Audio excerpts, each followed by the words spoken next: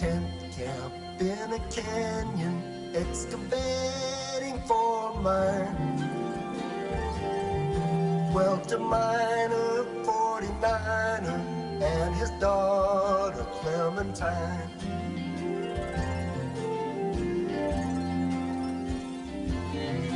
Oh my darling, oh my darling, oh my darling Clementine. You are lost and gone forever, dreadful sorry, Clementine.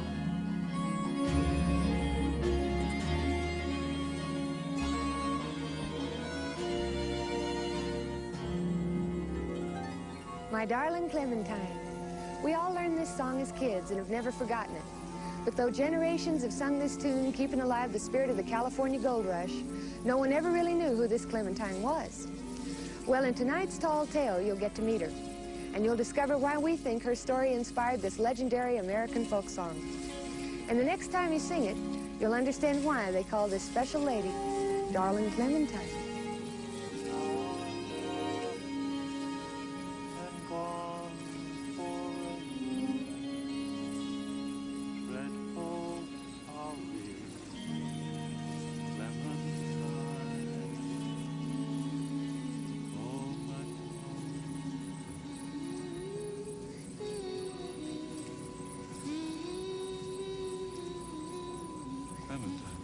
Levi.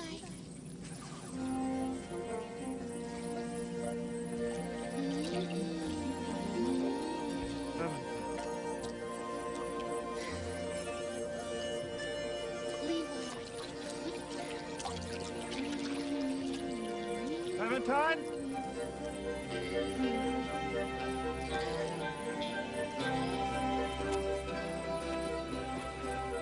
Clementine? Clementine! Clementine! Clementine! Clementine! Clementine!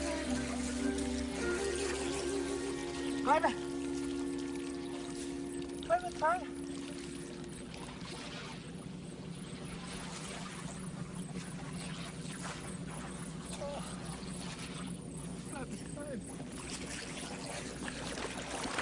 What am I doing?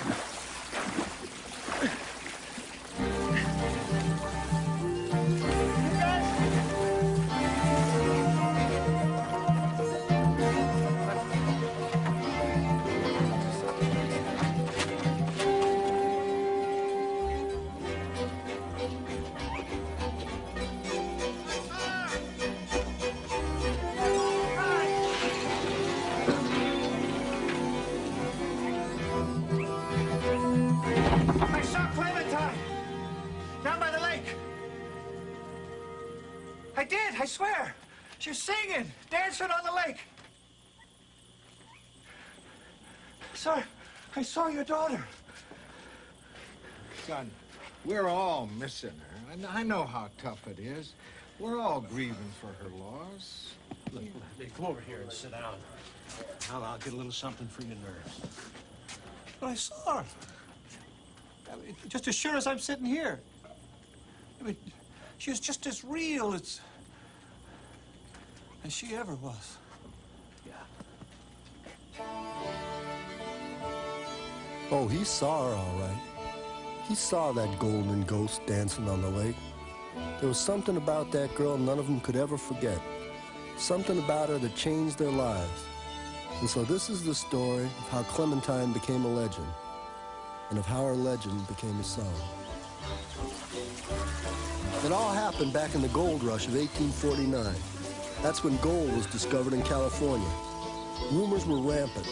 People were saying gold was everywhere, that the streams were so thick with gold there was hardly any room for the water. Something happened to ordinary men when they heard these golden tales. Leaving their jobs and families, they'd drop everything and head west, no matter if they were in the middle of a shave or getting married. Grooms left their brides and preachers left the cloth.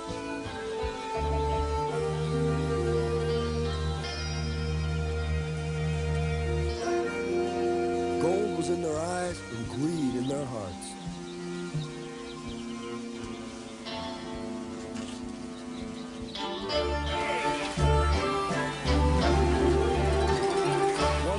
nugget could cause a whole lot of trouble.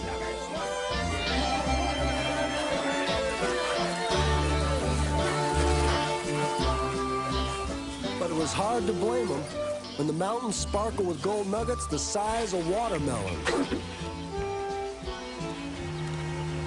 Look at that!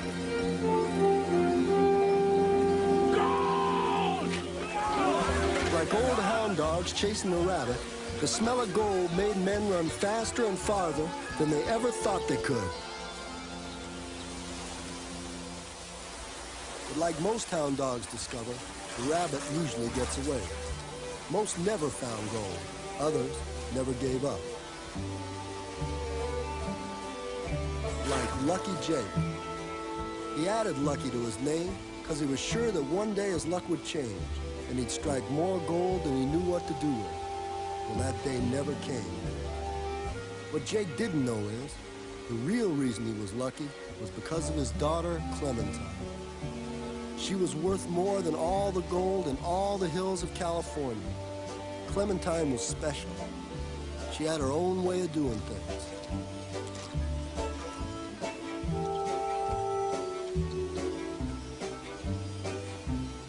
Now, heaven only knows why Jake had the fortune to be the father of the only woman in the mining camp. You see, miners are superstitious and thought a woman would bring him bad luck.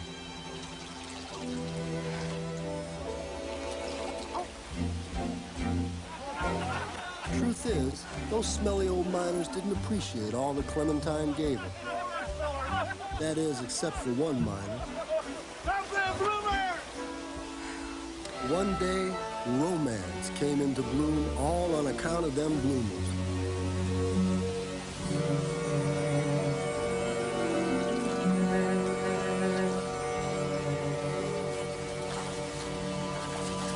How dare you? What's a gentleman like you doing with a woman's personals in his hands? Oh, I'm sorry, Miss Clementine. I didn't mean no disrespect. You're new around here, ain't you? I arrived yesterday. How'd you know my name? Well, it's just kind of hard not to notice the only lady in a mining camp. I'll be seeing you. Here, let me help you out. Why, thank you. My pleasure. Bye. Now, some folks say there's no such thing as love at first sight, but I ain't one of them.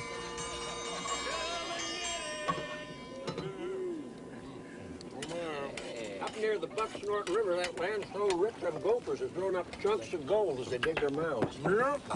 And they were the size of $half. $half. I I was down by the river and found you some more mulberries for your brew.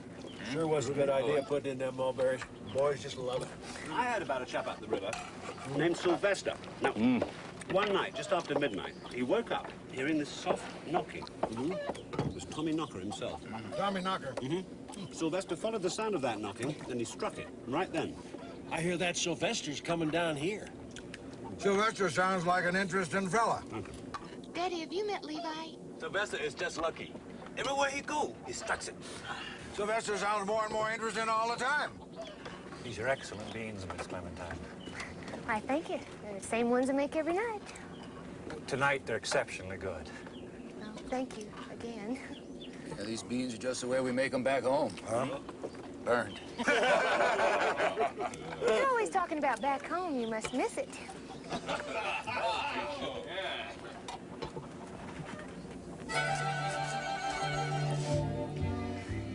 These herring boxes are only temporary. I ordered myself a pair of real pretty red high-top shoes through the mail order catalog, but... Gold! What? She's got gold on her feet! The mulberry pot! It's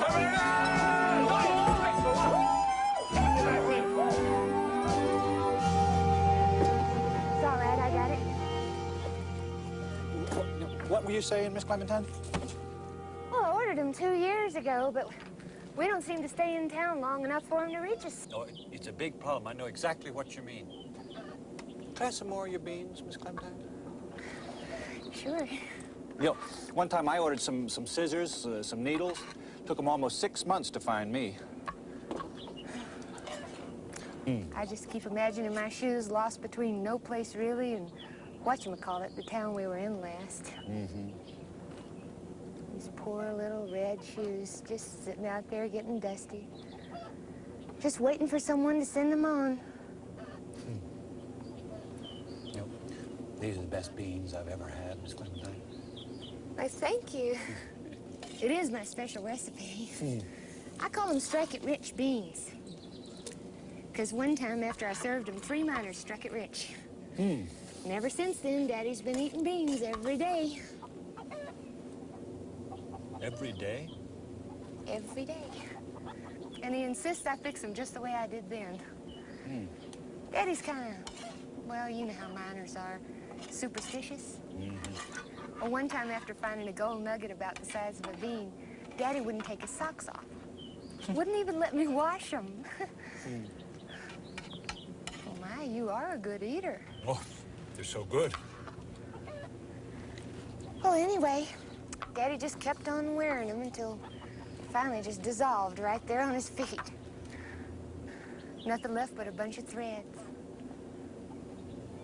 You sure take good care of your daddy. Well, I'm all he's got. He's a lucky man.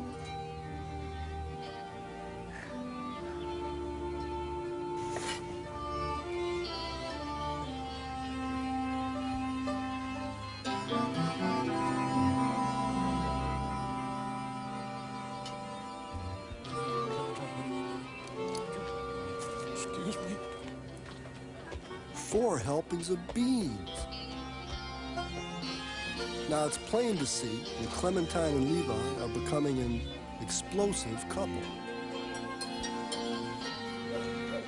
But Lucky Jake has his own plans for his only daughter. Clementine, darling, I think it's time we had us a talk. Yes, Daddy. I've been giving it a lot of thought, and I think it's time we got you married off. Daddy, don't start that again. Clementine, you're getting older. Men like to take younger girls for wives. You remember last time when we were living at the last mining camp on the road number 7, and you invited that miner named Henry for dinner, and he couldn't keep his head up, and he fell right in his plate of beans? Well, he was tired. He struck it big that day. He was old, Daddy. Died right there at supper. I always knew we should have asked him for lunch. Daddy. What would make me most happy in my later years, darling Clementine, is knowing that you was well cared for. What is most important in getting you a husband is finding a man of sufficient means, preferably one who has struck it and struck it rich. Someone like that fella Sylvester we was talking about at dinner. The next day, Clementine obliged her daddy and went to meet Sylvester. Hard to believe Lucky Jake would want his grandchildren to look like him. He wasn't just ugly, he was downright ugly. But Clem always tried to look for the good in people. Sylvester! Mr. Sylvester! Lucky Jake! How are you? This here's my young daughter, Clementine. As you can see, she's a fine-looking young woman. Got fine, strong bones. Comes from good stock. And she's got herself a mighty fine personality. Say hello to Mr. Sylvester. Clementine. Hello. Nice meeting you. Yeah? She's very talented. She's an excellent housekeeper. She can mend and sew anything. She's a good cook. She can cook just about anything.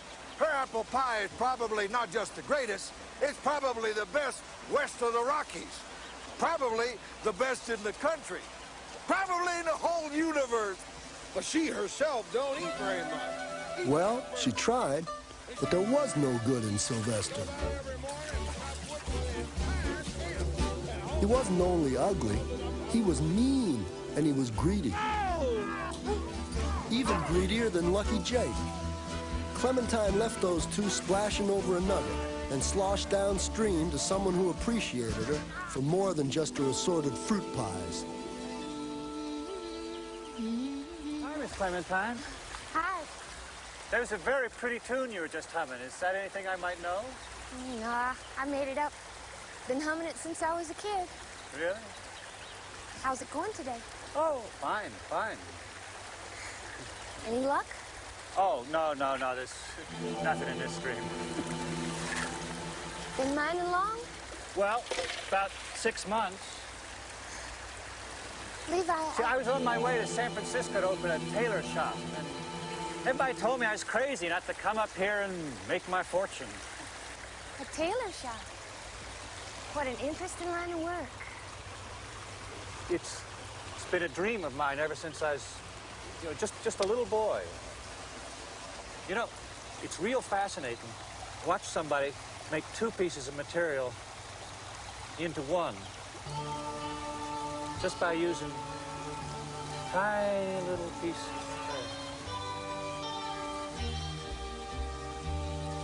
I never thought of it that way, but you're absolutely right. Did I tell you Mr. Sylvester was a nice man, huh? Yes, quite charming, Daddy. Yeah, you see? Hi. Hello. Levi! You idiot! That was gold! Really? Where? Out of my way! Where? Whoever told you you could pan for gold? I never saw such a big idiot in all my life. Jake, is that what gold looks like in the road? Oh, you wouldn't know gold if it stood up, shook your hand, and... She not only knows how to make a good apple pie, she can make a great gooseberry pie and a great mulberry pie. Well, Lucky Jake could keep right on selling. It didn't matter. Clementine's heart already belonged to Levi.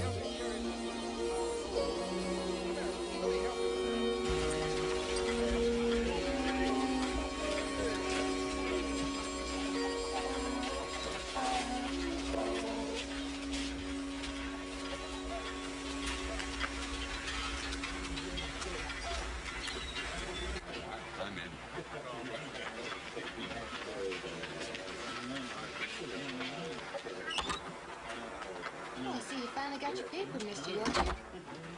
They really got here fast. Took less than 3 months. There's no paper like the London Times. Well, it must be nice when it's all in one piece. The nuggets were the size of a quarter, huh? And the vein must have been 10 feet long.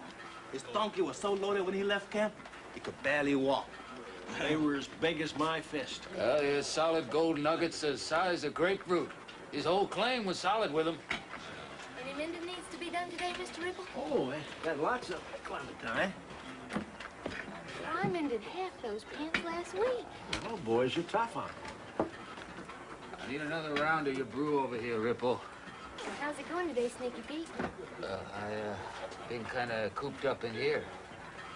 Well, how come you're not out there mining? I think my luck has run out, Clementine. Why don't you just go back to that ranch of yours in Oklahoma? It's got all this black stuff coming up out of the ground. Well, can't you do anything with it? Useless. It's so sticky, once you got it on you, you can't get it off.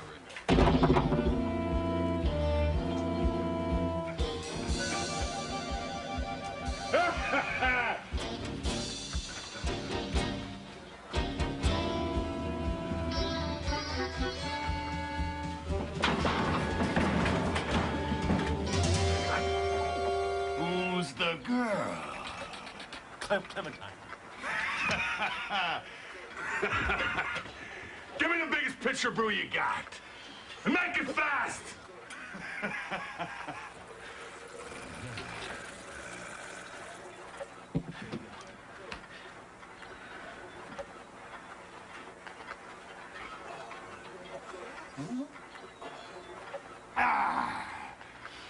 Do it again.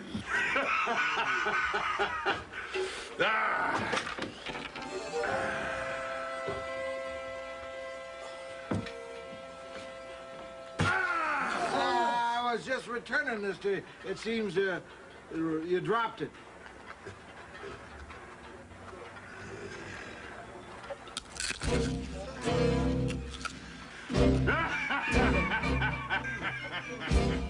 Clementine had no idea what was so funny. This mountain man was just a big bully, rude and mean and hairy. She couldn't determine whether that fur was something he was wearing or something he was growing. And he smelled worse than a bear on a hot summer's day. Now, this was not the company or the air quality Miss Clementine preferred.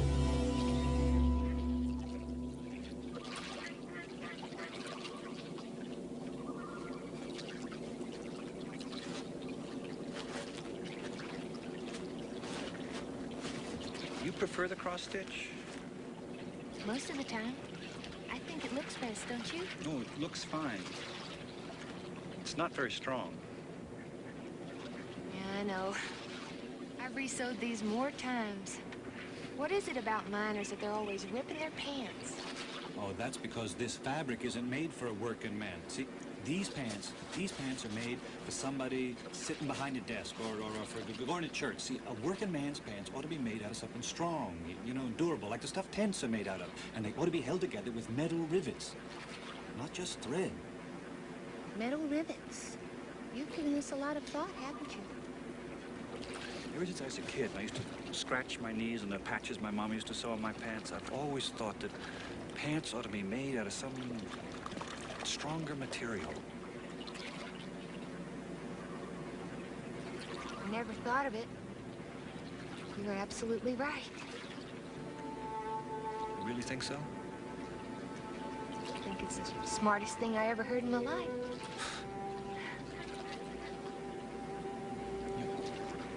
I've never told anybody this before, but one time I even cut up a tent and sewed together a pair of pants. You did? Yeah. Did you wear them? Oh, yeah. And? They're a little rough. They caused a little chafing.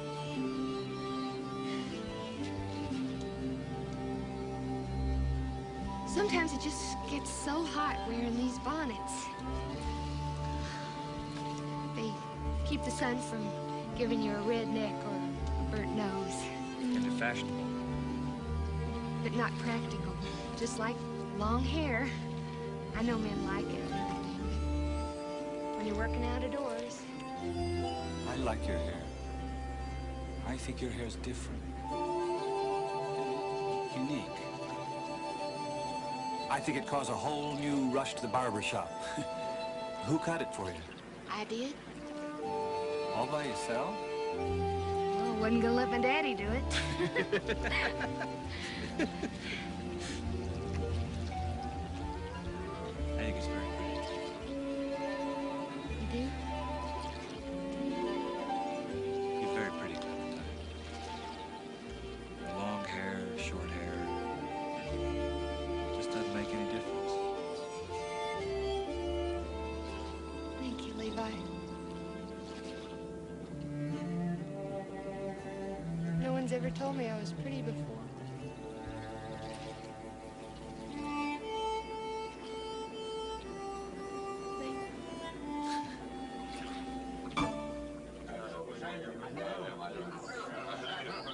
You must have struck a big one, huh, Mountain Man? This ain't nothing. Huh? I got nuggets bigger than me. More than you ever seen. Oh, my God. Ah! Yeah. Get my friend here some of your special brew, Ripple. Yeah. Well, it must get kind of lonely living alone up there in them hills, huh? I'll bet it's been years since you had a home-cooked meal. He never had a home. Oh.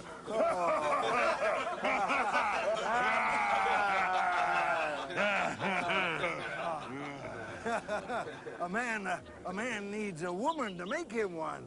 A good woman can make a man a home anywhere he chooses.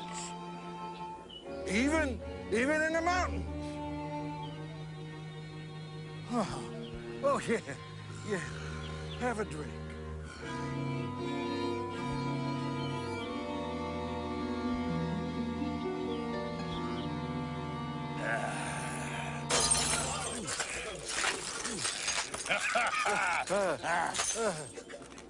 There! Buy yourself some stronger glass, Ripple. This tastes like candy.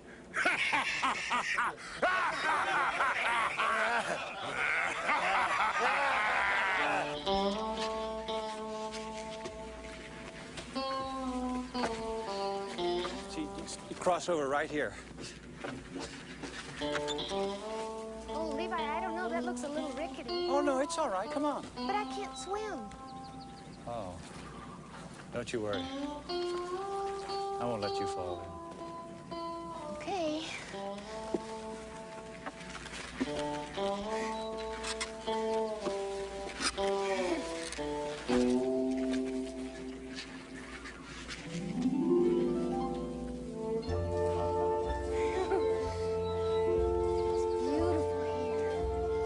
Told you it was. Here.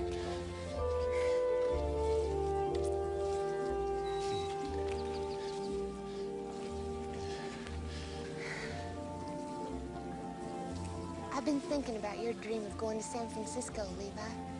You were? Mm-hmm. I come up with this. Dreams are made to pursue. Otherwise, we wouldn't have them.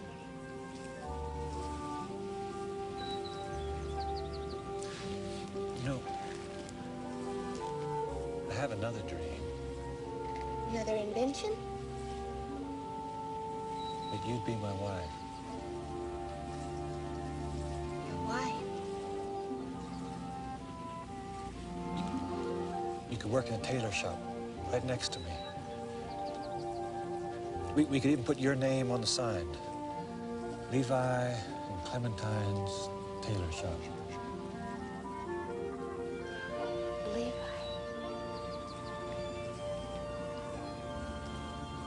If you just say yes, my heart would get down out of my throat. I would be honored to be your wife, Levi. Oh, Clementine. But you gotta ask my daddy first. Oh, I'll ask him tonight. Well, I wouldn't do that if I were you. Why? Well, Daddy's got his heart and pocket set on me marrying a rich prospector. Love is what makes people rich, not gold. I know. Daddy's not exactly crazy about you, Levi. I know. In fact, he thinks you're crazy. It's gonna take me a couple of weeks to work on him. Weeks? 2 weeks is nothing in a lifetime. Besides, it's important that you pursue that dream and go to San Francisco and start looking around and setting things up. Okay.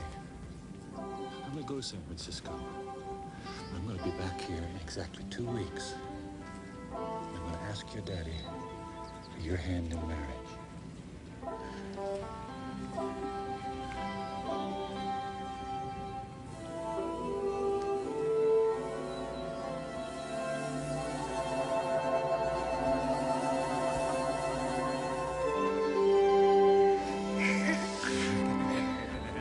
Well, where are you going? Pursue my dream! Now?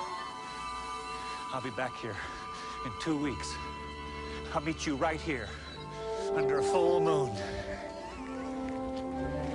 I'll make you a big celebration dinner. Beans, Clementine, you have made me a very happy man. 2 weeks! Bye. Well, it took Clementine nearly the whole 2 weeks to work up the gumption to talk to her daddy about marrying Levi. Little did she know, Lucky Jake had spent the last 2 weeks arranging a marriage deal of his own. It wasn't that Clementine and her daddy didn't see eye to eye. It was just who they were seeing that was different. He's been in San Francisco the last couple of weeks pursuing his dream. He's coming back tomorrow and, well, he wants to ask you for my hand in marriage. Marriage? I'm glad you brought that up, Clementine. He's a real gentleman, Dad, and very intelligent. Clementine, darling, you've always been able to find the real good side in folks. That's a real virtue of yours. Oh, it ain't hard, Daddy. He's a very special man. Do you know he even sews his own clothes? A big guy like that? I was wondering who sewed them skins together. He may be new in town, and I realize I haven't known him that long, but, well, I knew the first time I saw him I wanted to marry him. I think that's the most sensible thing I ever heard you say. Any girl would want to marry him. He's so tall and handsome. And he even likes my short hair. No one's taller. And I guess you could call him handsome if he fixed himself up. Oh, I like him just the way he is. Love sure can twist the mind. You're the one who's wanted me to get married, Daddy. Huh? Yeah, and I finally found the man of my dreams. Well, Clementine, darling, I think you made the perfect choice. We were just talking about you over some brew. He's back? He's not supposed to be back until tomorrow night. Well, a lot of men can surprise you, especially when they're in love. In fact, I invited him over for dinner tomorrow night. Dinner? Mm-hmm. Now, you be sure and make a lot. Just be sure and don't use that pretty crystal of your mama's. Oh, why? We've been saving it for a special occasion. He's got a lot of mighty peculiar habits. Of course, once he gets married, then I'm sure it'll all be... Daddy! Oh, I better go start picking some apples for my pie. Yeah, all right. It's got to be extra special. Be sure and make a lot. A lot! Yes, Daddy.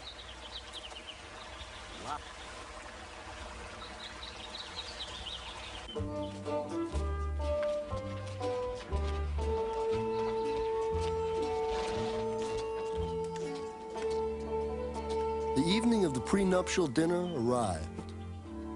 Clementine's heart was aflutter. She fixed an extra special dinner, set an extra special table, and bought herself a brand new hat. For her, time couldn't move fast enough. I want to look real pretty for you, Levi. In a tent. Meanwhile, the mules wouldn't move fast enough for Levi. Excavating for a mine, dwelt a miner, 49er, and his daughter, Clementine. They're the best in the West.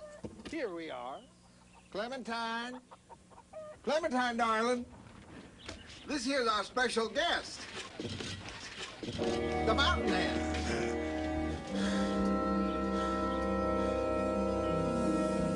I thought you invited Levi. Levi?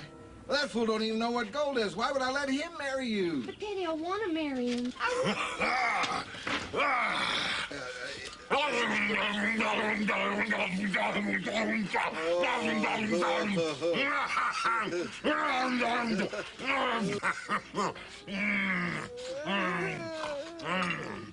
He's a hearty eater and a nice man. You'll see. After he's had a shave and a haircut, he'll look almost normal. She cooks good. Oh, yeah. I'll take her. Take her? Daddy, what are you talking about? Oh, Clementine, darling, don't get excited. The mountain man made me a little deal. A deal? Daddy! Oh, the mountain man. Maybe we should. On second thought, Now, Lucky Jake was not what you'd call a proud father of the bride. He had made a real bad deal, the worst of his life. And the mountain man, who thought he'd made a great deal, had no idea who or what he was carrying on his shoulders. Clementine wasn't exactly the obedient wife he had bargained for. Oh, my darling. Oh, my darling. Meanwhile, oh, my darling Clementine, you are lovely and so beautiful, soon to be a wife of mine. I made a deal with the mountain man. What? I'm ashamed to say this, but I gave her hand in marriage for a part of the mountain man's claim. You did that to Clementine? You ought to be ashamed of yourself. I said that. When I saw him carrying her off, I realized what a dreadful mistake I'd made. What'll I do without her?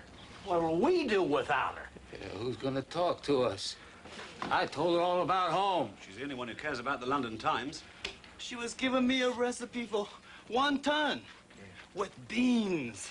I guess I just took her for granted. I never realized how much she did for all of us. My man's not going to be an easy man to deal with. Easy? Why, he'd just as soon kill you as spit on you. Yeah. We gotta do something. We gotta get her back. We? Yeah, you're right. She's my daughter. And I'm the one that made the deal with the mountain man. So it's my responsibility to bring her back. Come on. I'm not going in there. I'm not going in there. I made a deal with your daddy. Well, then let him sleep in there, because I'm not. You're my wife. You'll do as I say. I'm not your wife. We were never married. I traded part of my claim for you. I'm not a horse you can't trade for me. You do as I say and get in there. I will not. Oh. I won't. Yes. I'm not. Yes. I won't. Yes. It was her apple pie that was the best. I beg to differ, sir, but her gooseberry pie never tasted better in London.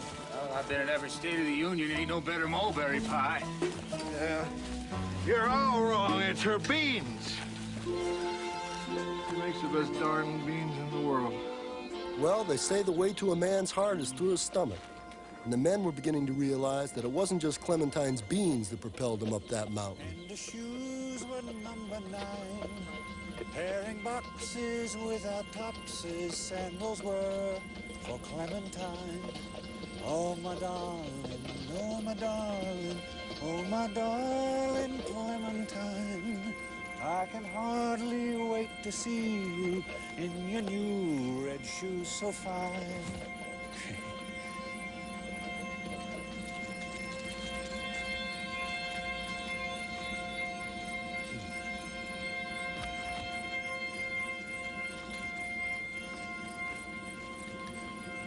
Clementine?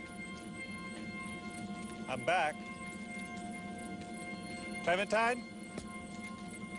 Knock, knock. Clementine? You there?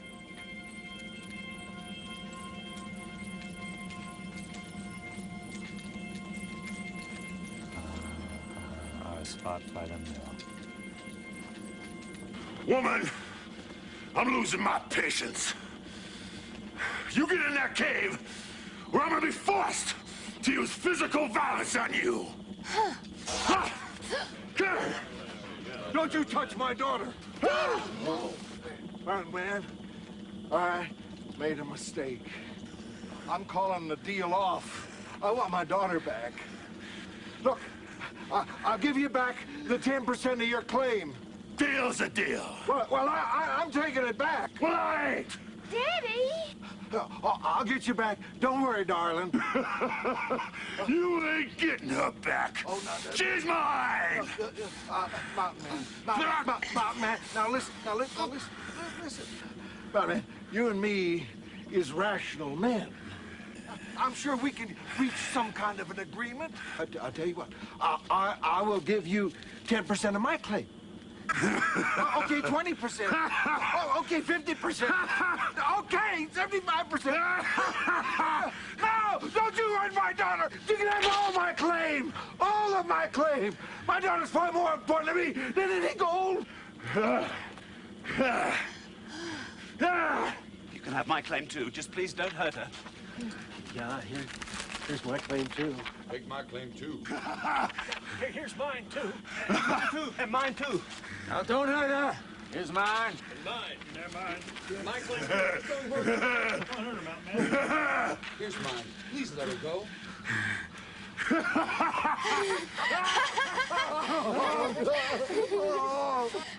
Well, will you pardon your old daddy for being so stupid? I don't know what was going through my head. I do, Daddy, but it's all right. I love you. This calls for celebration. Yeah! So Clem was saved, and the last laugh was on the mountain man. For what the miners never knew was their claims contained nothing but fool's gold. Kind of appropriate, ain't it?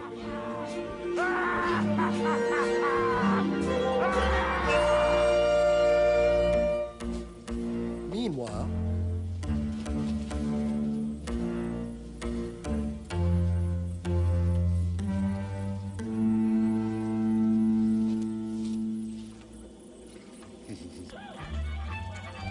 And meanwhile,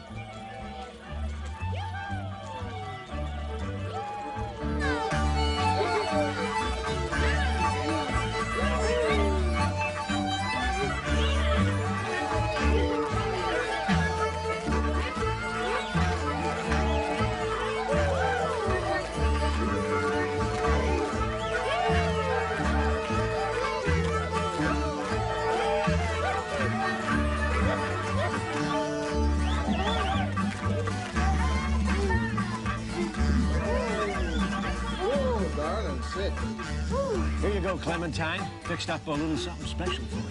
Well, thank you. It's good, nice and sweet. Yeah, I think you ought to bottle this stuff, Mr. Ripple. Come on, hurry if you haven't danced with me yet. All right, Daddy. Better watch it.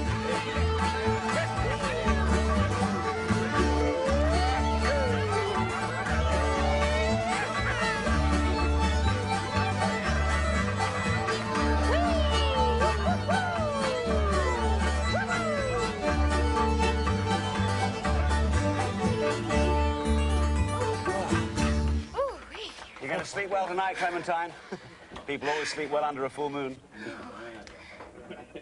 Levi. Daddy, I've got to go meet Levi. He's waiting for me down at the old mill. Okay, darling. Oh, Daddy, Levi wants to marry me. Do you love him? Yes, Daddy, I do. Well, then go right ahead. I just want you to be happy. Oh, thank you, Daddy. Thank you. Hey, Jake, come on!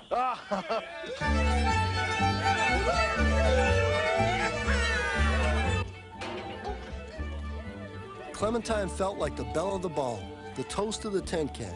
She had never felt so loved. Behind her was a room full of miners that had given up everything they had for her. And ahead of her, waiting by the old mill, was Levi, the man of her dreams. Now, all that love, plus a couple of cups of Ripple's brew, made Clementine just a mite giddy.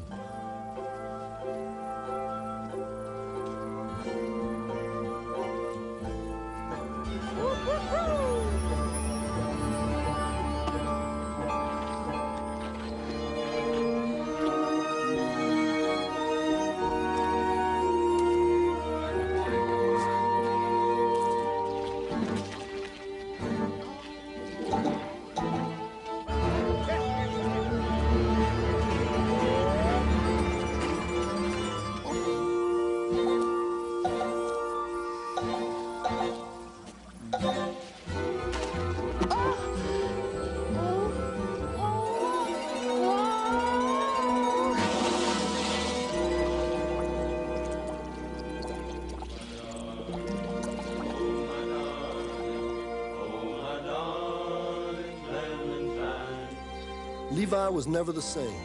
In fact, none of the miners were. None of them would ever forget Clementine. When they sang her song, they felt the warmth of her spirit. In a few days, they all left camp. Mr. Yorkshire went back to London, where he published a newspaper.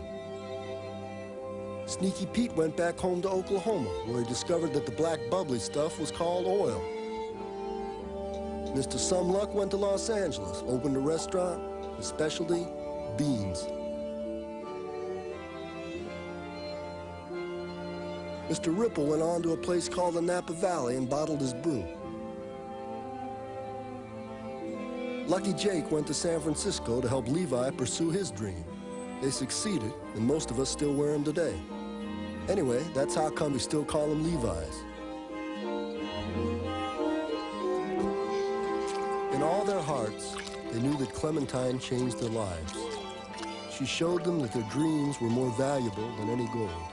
And for that, they'll never forget her. Wherever they sing her song, she is as real as she ever was. The warmth of her spirit will always be in their hearts.